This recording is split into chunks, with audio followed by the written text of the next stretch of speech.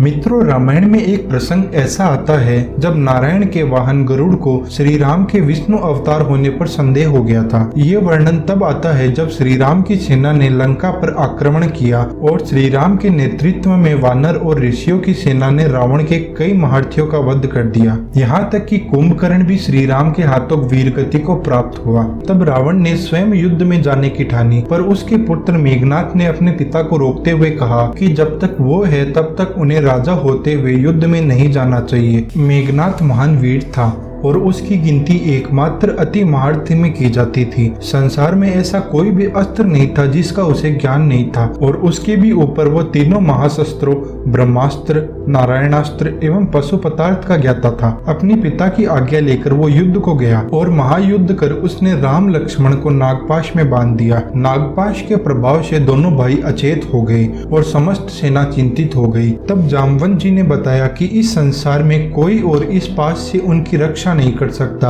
अगर कोई इन्हें बचा सकता है तो वो केवल भगवान श्री हरि के वाहन गरुड़ है। यह सुनकर महाबली हनुमान पवन वेग से उड़कर पक्षीराज गरुड़ के पास पहुँचे और उन्हें स्थिति से अवगत करते हुए उनसे सहायता की प्रार्थना की। जब गरुड़ ने यह सुना कि श्री राम और लक्ष्मण अचेत है तो वे तुरंत हनुमान के साथ चल दिए। गरुड़ ने अब तक श्री राम के बारे में सिर्फ सुना ही था और उनके आराध्य भगवान विष्णु ने उन्हें ये बताया था कि श्री राम उन्हीं के अंश है। तब से ही गरुड़ के मन में श्री राम के दर्शनों की इच्छा थी। जब वे रणभूमि में पहुंचे तो वहां उन्हें श्री राम और लक्ष्मण को एक साधारण मानव की तरह नागपाश में बंधा देखा। वे बड़े आश्चर्यचकित हुए कि जिन्हें भगवान विष्णु का अवतार कहा जाता है वो कैसे एक साधारण नागपाश में बंधे हैं। उन्होंने तत्काल नागपाश को काटकर दोनों भाइयों की प्राण रक्षा की। जब दोनों सचेत हुए तब श्री राम ने गरुड़ का आभार प्रकट करते हुए कहा, हे महाबली पक्षीराज, आपने हम दोनों भाइयों के प्राणों की रक्षा की है। इस कारण मैं आपका सादर नमन करता हूँ।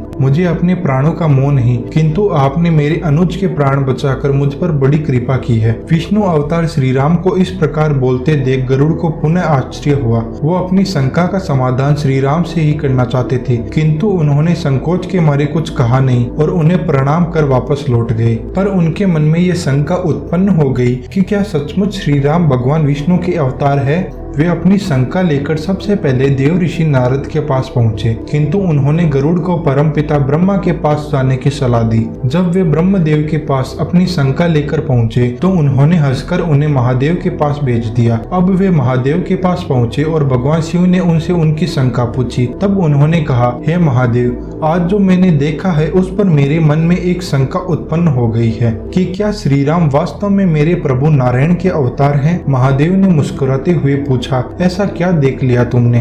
तब गरुड़ ने कहा, प्रभु, मैंने देखा कि श्री राम अपने अनुज लक्ष्मण सहित एक साधारण से नागपाश में बंधे पड़े हैं। हे महादेव, लक्ष्मण तो स्वयं शेषनाग का अवतार कहे जाते हैं, तो फिर वे किस प्रकार एक तुच्छ नागपाश में बंध सकते हैं। और तो और उनके स्वामी भगवान विष्णु के अवतार कहे जाने वाले श्री राम भी उस नागपाश में बंधकर अचेत पड़े हुए थे, जिनके केवल संकल्प मात्र से ही इस सृष्टि का आरंभ और अंत हो सकता है। उन भगवान विष्णु के अवतार कहे जाने वाले श्री राम को मुझ जैसे तुच्छ प्राणी की सहायता की आवश्यकता क्यों पड़ी। इस कारण मैं संदेह में पड़ गया हूँ, अतः कृपा कर मेरे संदेह को दूर करे। तब महादेव ने पूछा, ब्रह्मदेव ने इस विषय में क्या कहा। तब गरुड़ ने कहा, प्रभु, परम पिता ने कुछ कहा नहीं, अपितु हंसकर मुझे आपके पास भेज दिया।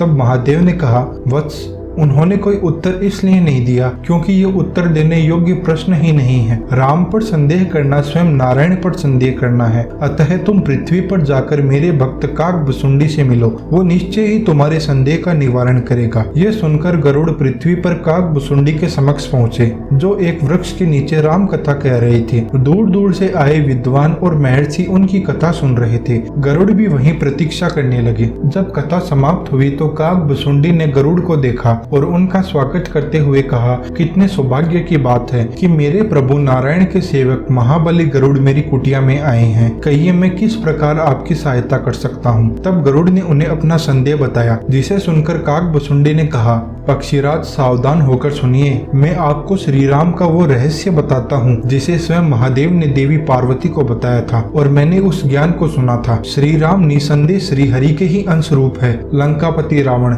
जिसके अत्याचारों के भार से पृथ्वी त्रस्त थी, उसी के वध के लिए नारायण ने भगवान विष्णु के 7वें अवतार के रूप में जन्म लिया। वास्तव में रावण की मृत्यु नारायण के अवतार के द्वारा ही संभव थी, इसी कारण श्री राम का आगमन हुआ। ये सत्य है कि श्री राम भी भगवान विष्णु की भांति केवल संकल्प मात्र से रावण का विनाश कर सकते हैं, किंतु वे मर्यादा पुरुषोत्तम के रूप में जन्मे हैं। अतः स्वयं अपनी लीला के अनुसार वे पृथ्वी पर हर उस गुण और दोष से युक्त है जिसमें एक आम मानव रहता है। यही कारण है कि श्री राम भगवान विष्णु के अन्य अवतारों से अलग हैं। अतः हे गरुड़, जो आपने उन्हें युद्ध में अचेत पड़ा हुआ देखा, उसे उन्हीं की लीला मानिए, क्योंकि बिना उनकी इच्छा से उन्हें त्रिलोक में कोई भी मूर्छित नहीं कर सकता। और जहाँ तक लक्ष्मण की बात है, तो वो भी निश्चय ही शेषनाग के अवतार है, किंतु वे भगवान विष्णु के भक्त हैं और मानव रूप में भी वे अपने प्रभु श्री राम का ही अनुसरण कर रहे हैं। इसी प्रकार श्री राम का रहस्य जानकर और काक भुसुंडी द्वारा नाना प्रकार से समझाए जाने पर गरुड़ का भ्रम दूर हुआ।